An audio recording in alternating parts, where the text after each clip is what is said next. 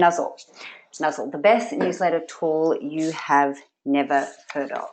I'm Olivia Rosenman. I'm a social media and content specialist with 50 Acres, and I'm going to introduce you to Nuzzel. So I'm going to structure the webinar in 3 parts here. Firstly, I'll introduce you to the basic function of Nuzzel, which is as a service to manage your social media feeds to really help you be able to separate out the news from the noise on your Twitter and your Facebook. Then I'll focus on the main part. We'll focus on using Nuzzel to publish email newsletters. And finally, I'm just going to take some time to talk about why email newsletters are more important than ever. So, Nuzzel. Nuzzel was launched in May 2014 and describes itself as a social news service. At the beginning, it had just this first function that I'm about to describe, which was really to provide you with the most popular content shared by the people that you follow on Twitter and or on Facebook. So let me walk you through how this works. It's available as both an app and on the desktop. You could sign into Nuzzel with either your Facebook or Twitter account as a sign-in, but then you can connect both accounts or just one if you prefer. Your community of friends or the people that you follow on Twitter or both then become the basis from which Nuzzel provides a feed of the most shared content within that community. So I think, it's really easy to get overwhelmed by the sheer volume of content that comes through on social media, but Nuzzel makes that much more manageable.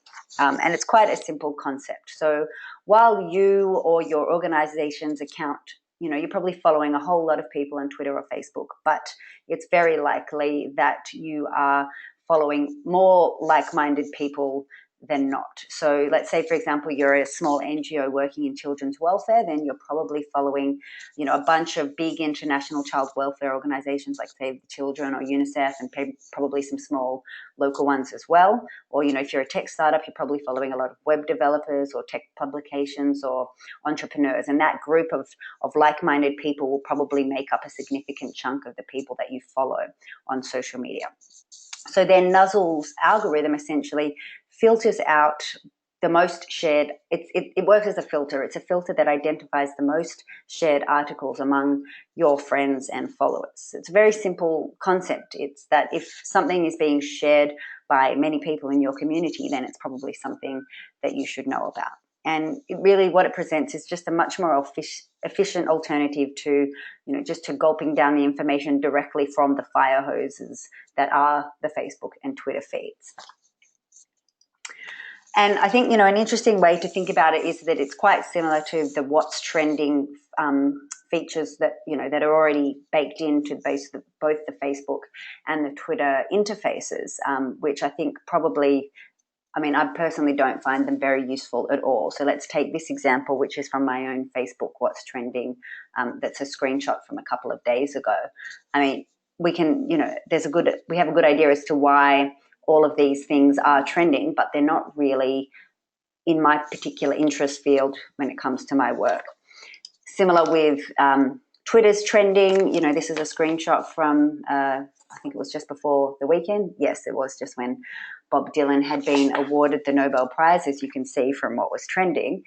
So, this is on the left here is Twitter's interface telling me what's trending. Not that relevant to me. It's interesting from a general interest point of view, but not to me and my work. Using another tool to zoom in Trends Map, which some of you might already use. I'm zooming in on Sydney, which is where I'm based, which is sort of the only real way that you can really tailor those trending functions is to tailor them geographically. But as you can see, this is still not really relevant to my work. Okay, Sonia can't hear any audio. Is anyone else having trouble with the audio? Otherwise, Sonia, it might be an issue with your output. All right, okay, I'm getting other people saying it works fine. So Sonia, I don't know, I could suggest you turn it off and turn it on again. Yeah, not sure there. But we are recording it, Sonia. So if you can't hear, don't worry. We will be recording it and putting it onto our YouTube channel as well. So yeah, so to contrast, what I just showed you with Facebook trending and Twitter trending, this is the Nuzzel feed for 50 acres, which, as you can see, is just much more relevant to what we're doing. So it's really, as I said, helping you to filter the news from the noise. Another option from Nuzzel is that you can follow other people's Nuzzel feeds, which is really great because Nuzzel feeds can be based on individual lists within Twitter, as well as, so for example, this man, David Hood, who actually is an old colleague of mine from when I used to work in Greenpeace, he's in the not-for-profit space in Sydney, and he's created a very good Twitter list of not-for-profits. This is a Nuzzel feed based on that list that has a lot of really great relevant information in the not-for-profit space and sort of definitely focused around the Sydney area. You could, what's that? Okay, yes. So you can also sign up to a bunch of feeds that are curated by Nuzzel, and I think these are quite interesting. I mean, there's a lot of them. They cater to a pretty impressive variety of interests there: NASA, fracking, news on Android phones in Arabic, and you can opt to receive these updates either on the Nuzzel interface or in the Nuzzel app, or as a daily email, which is also just a lot more manageable. And I'll go on to talk about that later. And then another way that you can get notification from Nuzzel is push notifications to your phone, and that's really useful if you really want to stay on top of news as it's breaking. This will notify you if there's a sudden surge within your community and many of your friends are sharing something at the same time. If anyone is using Slack in their communications, that Nuzzel also has an app to integrate with Slack, so you can receive your Nuzzel notifications through the Slack interface, which is pretty useful. Okay, so I'll now move on to talking about Nuzzel for email newsletters. So in May this year, Nuzzel announced the addition of a content curation tool for email newsletters. And I think we can see this development really as recognition of the fact that despite the advent of social media, email really remains the best way to communicate and connect with people. So Nuzzel's new feature essentially allows you to create a publishing and promotion platform with very little effort. If anyone's familiar with MailChimp, or perhaps you're using Campaign Monitor to create email newsletters, Nuzzel is almost like the opposite of that. Nuzzel, there's no templates, but plenty of content. So this is my Nuzzel newsletter from Friday, which I sort of packaged up as some interesting reads for the weekend.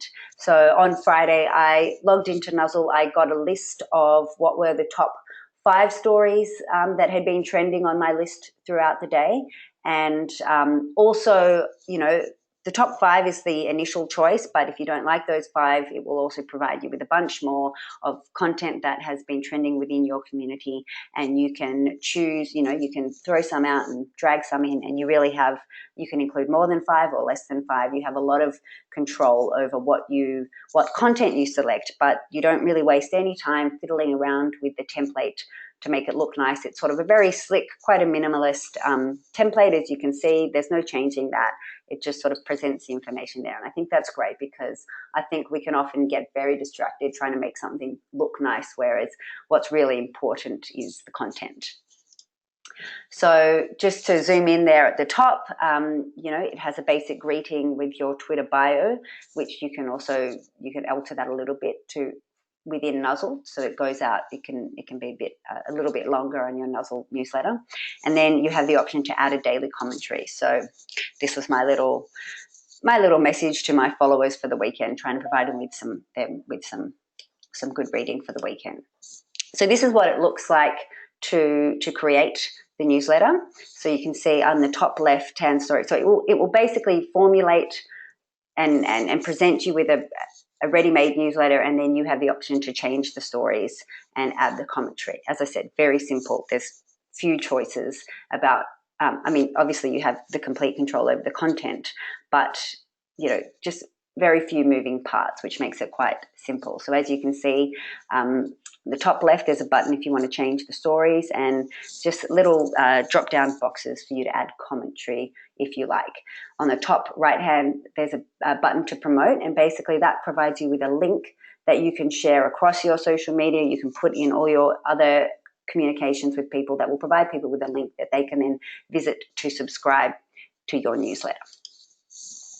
Also, a couple of great tools here that Nuzzel provides that just facilitate your ability to add content from the web that may not have been within your top 5 stories or within the content that was trending within your social media community, but you want to add it anyways. So they'll give you a Chrome, an add-on for your browser, so that you can just throw something to Nuzzel that when you come to that time of the day when you're creating your Nuzzel newsletter, it'll be there ready and waiting, and also on the phone as well. At this point, I'll also add that if you don't want to curate that content at all, if you are just happy for Nuzzel to automatically send out the top 5 stories from within your social media community, it will do that automatically at a time that you specify with a promotional message that you can specify. Every day, they recommend that the best times to send it are between 10 and 2. And so I've got this one scheduled for 10 a.m. And that's just going out, with the top 5 stories. I suppose if you're leaving it to the automation, you do risk perhaps the inclusion of a shared article that is not completely relevant. But, you could argue that if something is being shared a lot within the community, then even if it doesn't seem directly relevant, it probably is. Nuzzel also provides you with just a pretty basic analytics dashboard. It's really helpful to be able to see just how effective it is, how much outreach you're getting with your newsletter. Okay, so why Nuzzel?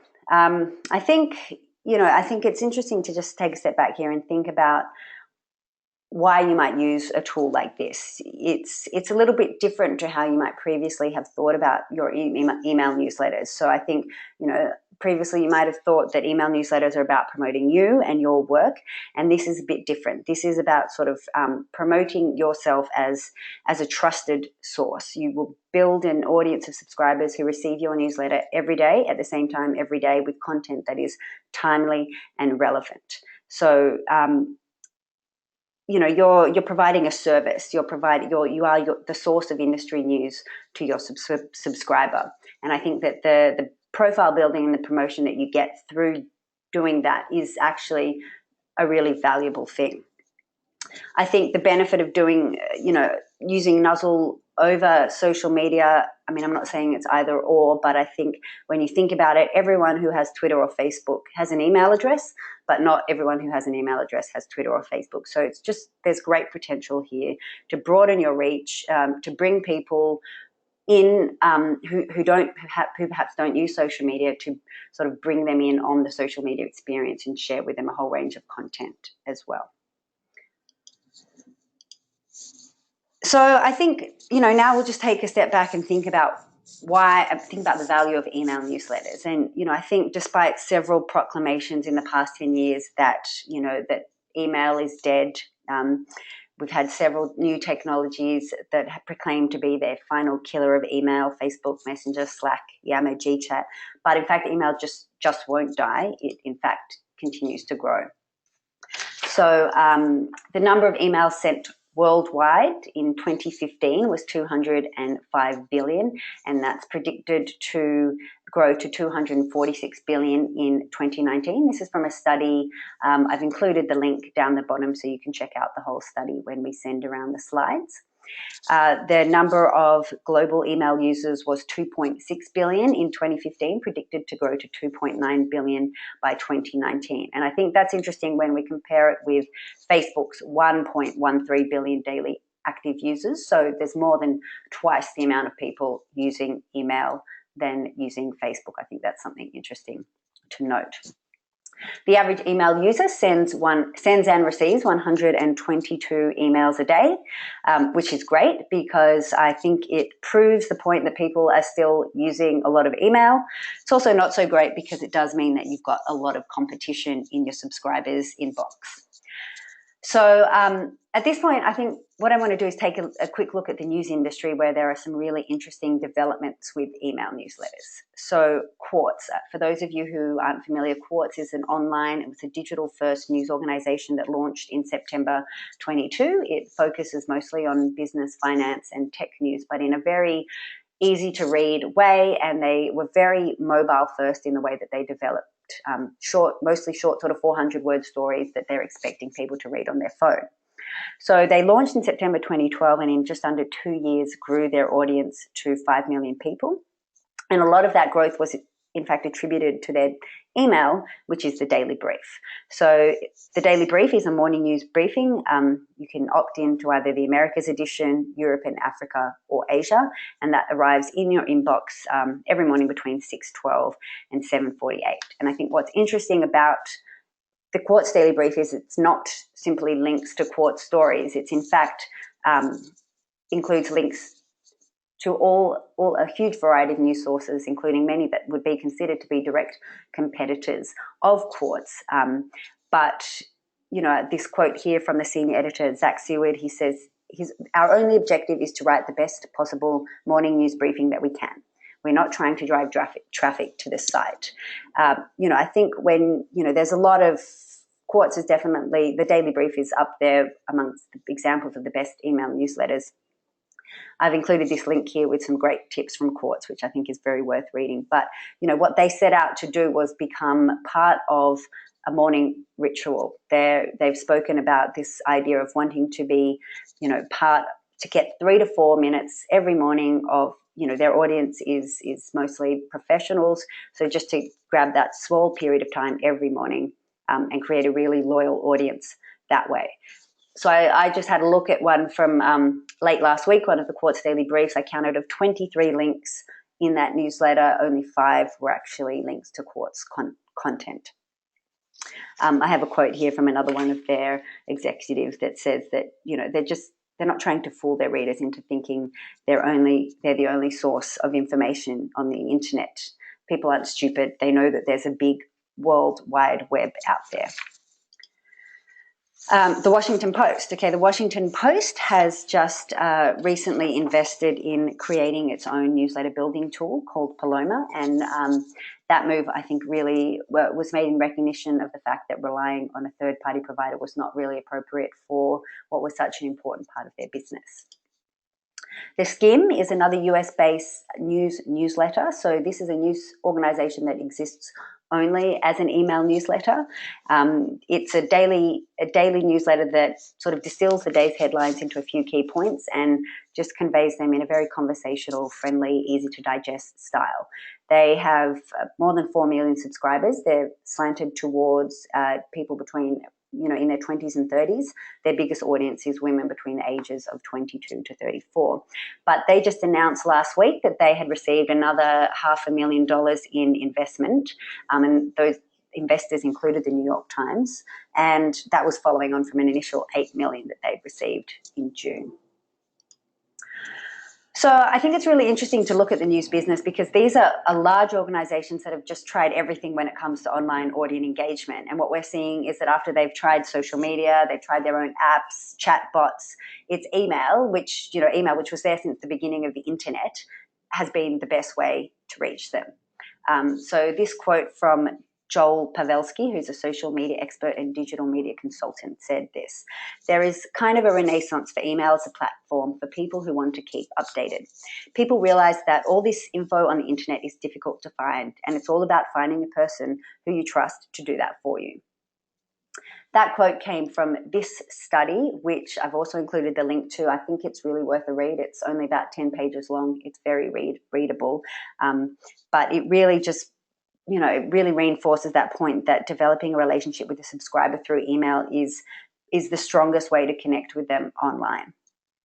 And I think, many companies out there, most companies have been trying to develop their profile as thought leaders through what they share and how they engage on social media. But email, it turns out, is a much better way to do this because people engage with email much more than they do on social media platforms. And these statistics come from that study.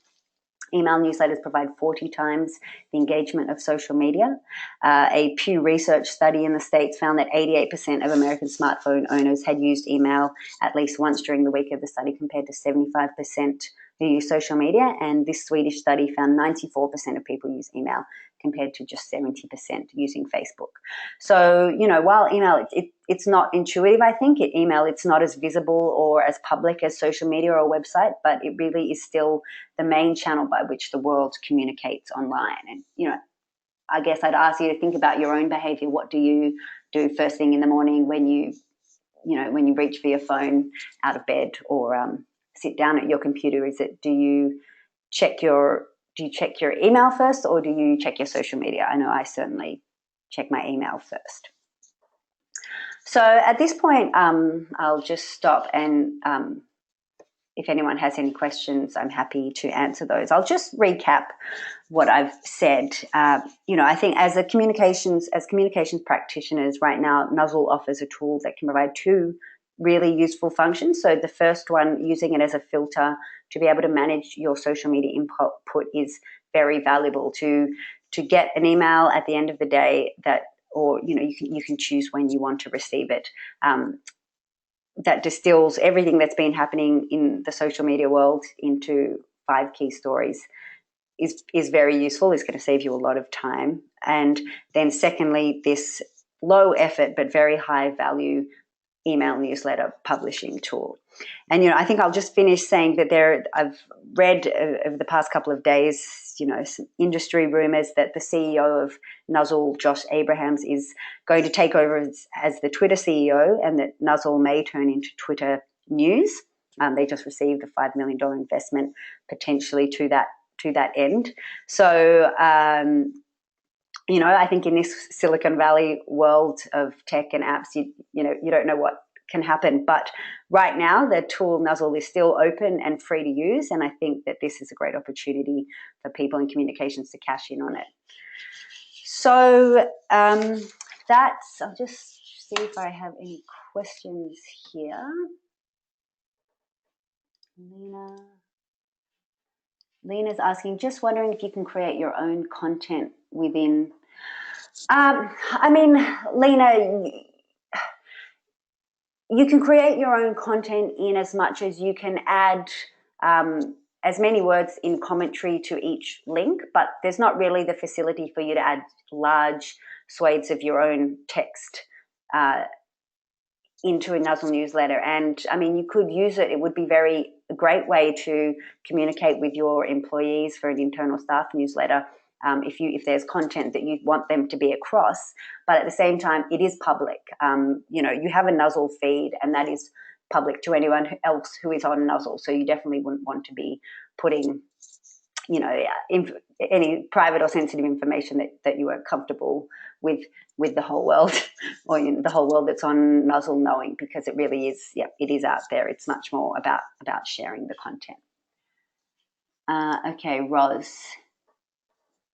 So Roz's question is how to grab attention with the newsletter amongst all the other email content. And I think, that's a great question. As I said, 122 emails a day means and that there's a lot of competition in an inbox. But I think the point here is, it's hard to get people's attention.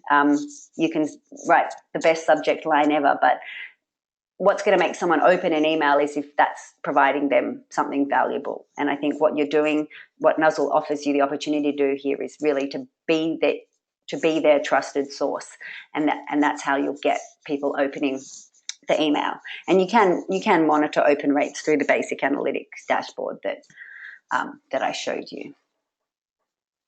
Okay, here's another one. Okay, so a question from Marion. Why is email still the best way to connect with people? How much is too much information? Yeah, okay, so 2 good questions. Why is email still so good, and how much is too much information in an email? So I mean, personally, I think the public nature of social media means that you're sort of wading through a sea of information, trying to pick out what's relevant to you. Whereas, when you opt into an email, that's something that is ideally tailored for you. So it's a much more digestible way. It's sort of, it's very easy to just get lost in social media, and having someone that you trust to provide you with a digest is a very valuable thing. How much is too much information? I mean, I think, Nuzzel recommends 5 stories, and I think that that's a really good number. I probably wouldn't, I think drop it down to 3, but I wouldn't ever really go more than 5 because, I think, as I said, Quartz, which is one of the most successful email newsletters, is still only really after 3 or 4 minutes of their subscribers' day. You can't expect people to spend more time than that. So I think, keeping that sort of 5-minute that 5-minute number in mind is probably a good guide. Okay. I don't think there are any more questions. I'll also just let you know about our next 50 Acres Academy webinar, which is on November the 21st at 11 a.m. Once again, apologies for the late start this morning. Yes, some technical difficulties there, but next time in November. So that webinar will be run by our 50 Acres founder and managing director, Jo Scard, and she is going to talk about crisis management. So how you can plan for crisis management before a crisis occurs. What are the exact steps you need to take if you find your company or not-for-profit in the midst of a crisis? How to choose a spokesperson and decide what and how much to say. How to manage social media, and how to learn from the process and avoid future crises or issues. So, please join us next month. Thank you very much. We'll send around the slides, and we'll also be publishing this webinar on our YouTube channel, so that should be up later today. Thanks very much.